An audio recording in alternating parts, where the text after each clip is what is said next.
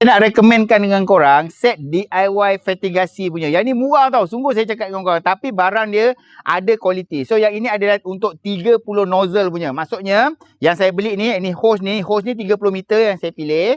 Lepas tu kepala nozzle dia ni 30 biji. So bila korang beli korang akan dapat macam ni. Hose 30 meter, kepala nozzle 30 biji.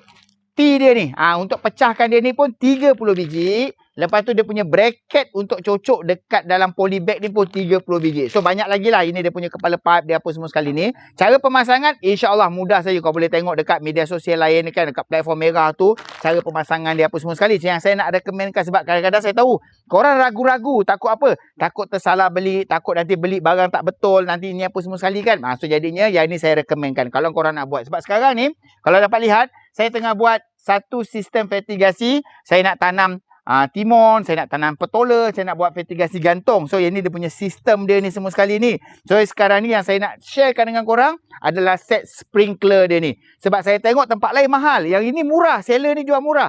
Sebab tu saya recommendkan dengan korang, saya buat satu video, saya masukkan beg kuning dekat dalam dekat bawah ni, korang tengok berapa harga dia. InsyaAllah pemasangan nanti saya akan buat video lain. Kalau korang nak tengok hasil sistem vertigasi saya ni, kau kena datang saya punya V-Farm saya ni. InsyaAllah nanti korang boleh datang kat sini, boleh belajar, boleh ambil gambar, boleh tengok macam mana dia punya sistem piping dia semua sekali. Okay, yang ini saya letakkan set sistem vertigasi DIY ni dekat dalam beg kuning. Korang grab kat dalam beg kuning saya sekarang. Okay, InsyaAllah berbaloi untuk korang buat. Okay, InsyaAllah pergi ambil kat dalam beg kuning saya. Assalamualaikum.